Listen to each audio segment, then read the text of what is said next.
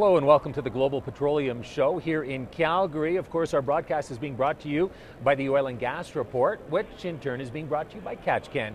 I'm your host, Rob Hislop. Joining us right now, we've got Paul Paynter, and you're with the Calgary Economic Development.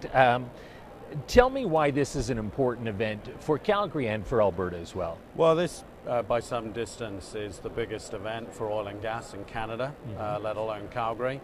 Held every 2 years. It's a big event, 60,000 visitors, approximately, maybe 65,000, around about 2,000 exhibitors, another 100 exhibitors down at the Careers Fair, down at the TELUS Convention Centre. So it's a big event, and that not only helps generate additional business for oil and gas for the city and for the province, but it's also a great boost in terms of hotel rooms, restaurants, and all the other spending. Even impacts Cochrane, where I'm staying, because we couldn't get a room in Calgary. So that goes to show how many people there are coming here, obviously, if you're forced to go to the outlying areas. Absolutely. It's a mark of success. In a kind of way, it's a nice problem to have. Right.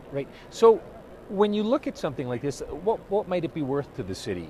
Because often they put estimates as to what a conference brings in. So the city, the province, what would you estimate? Well, you know what, I don't actually have those figures, but it's going to be not insignificant. I mean, in terms of hotel stays, I think we're looking like at about 10,000 rooms, something like that. Well, if you multiply that by the cost of hotel room nights, probably 3 or 4 nights on average, that's going to come to a not insignificant figure. But it's also worth, I would say, a lot more even than that in terms of the connections within the industry and the business that is done as a result. Well, let's talk about that. I met a gentleman from Tunisia who'd never been to Calgary or Canada before, and he had heard about this show for years and wanted to come and see it. Tell me what that impact has on new visitors to the area. Well, it's a great thing. I mean, obviously we've got the 100th year of Stampede this year, and it's... Are you not afraid your own rodeo that you've got going on here at this event may trump the Stampede?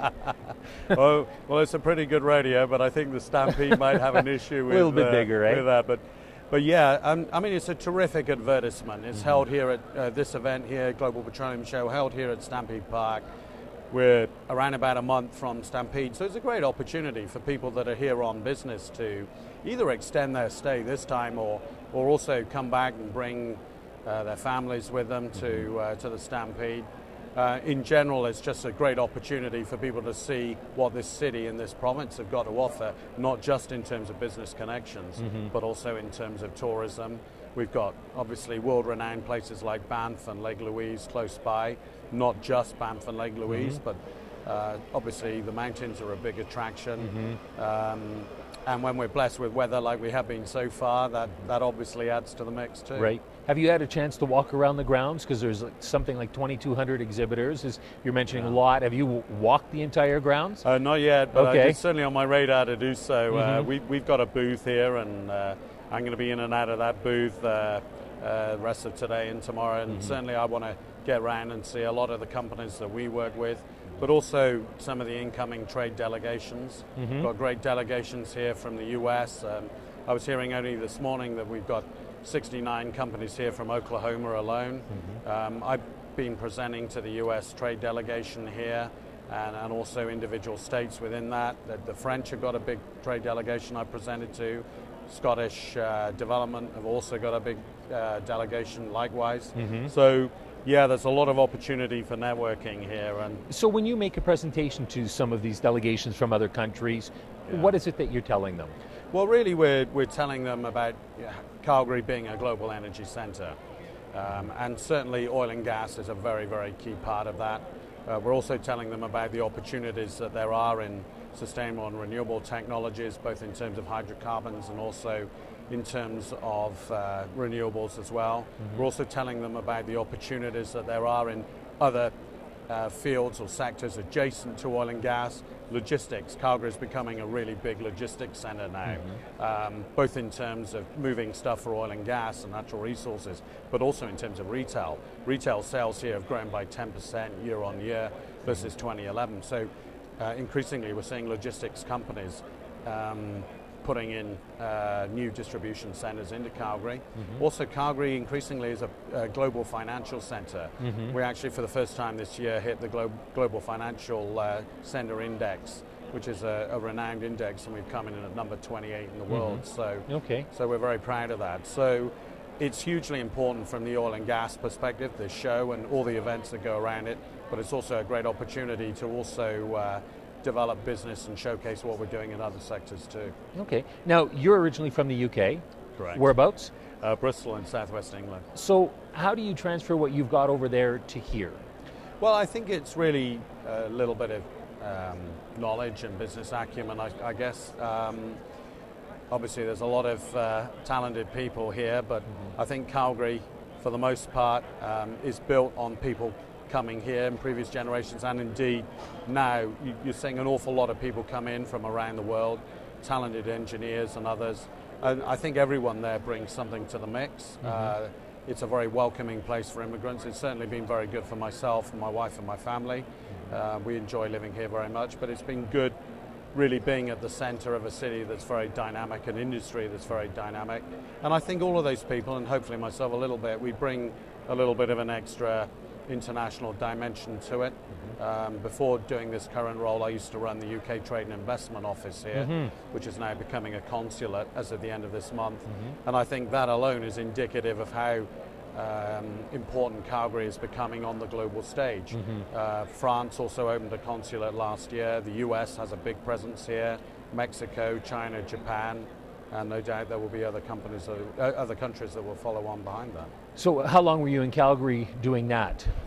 Well, I arrived in Calgary at the end of 2005. Okay. And I was formerly in the mobile telephony or cell phone sector.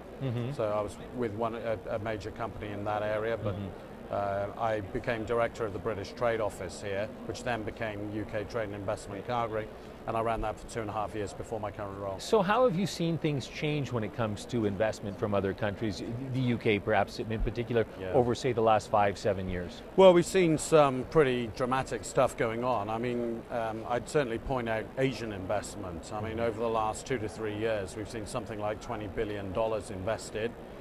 China probably being the single largest constituent, but also from countries like Thailand, Japan, Korea. We expect that trend to continue. But we've also seen a lot of investment from Europe. People like Total from France, very heavily committed to the oil sands. Shell and BP from the UK and the Netherlands. Statoil from Norway. All of those are big players in the energy industry here. We've also seen increasing investments and interest as well from the US, not just from exploration and production companies, the likes of Chevron and ConocoPhillips and Apache, all of whom have got a big presence, but we're also seeing a lot of new engineering, procurement and construction companies and other service companies coming in to supplement the likes of Fluor and Jacobs and Halliburton and Schlumberger. And Calgary Economic Development, the organization that I work for, is very much a part of helping to promote that process. We want to encourage companies to come and set up in Calgary to establish their presence in the oil and gas and related sectors here, and we help them there. We have temporary office accommodation in our global business center downtown. We also host networking events. We try to be pretty proactive in terms of promoting that inward investment agenda. Okay, now last question for you, the oil sands, of course. Over in Europe, there seems to be a movement, or at least there had been, to prevent oil from our province going over there, which from what I understand, they don't get a lot to begin with. How do you change that image? Because you grew up overseas. How do you get them to change their impression of what the oil sands are? Well, first of all, I don't think you do these things overnight. And there's no doubt that the oil sands have taken quite a lot of flack in Europe. There was a draft European Fuels Directive, which is currently in abeyance, which could possibly restrict the export of oil sands products over Europe. You're quite correct. I mean, it's a minimal amount. There's hardly any that goes there. On the other hand, one doesn't want to rule out future markets, particularly if we start exporting or delivering oil down to the Gulf Coast in the US via Keystone XL. as and when that's approved, then potentially that oil may go elsewhere, including Europe. So I think it comes down to a number of things, really. I think it's really educating people in Europe in terms of a lot of the good things that companies here are already doing on the file of producing energy efficiently and cleanly. And I think there's a lot of good things to be said there. And that message historically has not necessarily always got out the way that perhaps maybe it could or should have done. So I think it's partly that. I think it's also a little bit too related to the amount of investment as well that a lot of European countries and companies that I've mentioned have got here.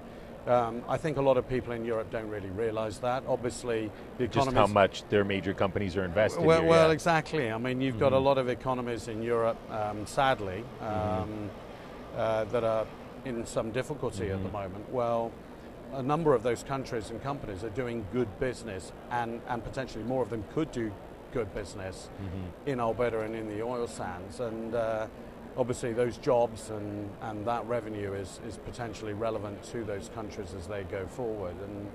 And that message also needs to be communicated. I know there are people that are doing that, but I think we need to continue communicating that message. Well, I will let you go and communicate that message to probably interested and friendly faces here today anyway. Thank you very much for spending some time with us. Well, thank you. It's been a pleasure. Thank you. We've been chatting with Paul Paynter with Calgary Economic Development here on the Oil and Gas Report, brought to you by Katch.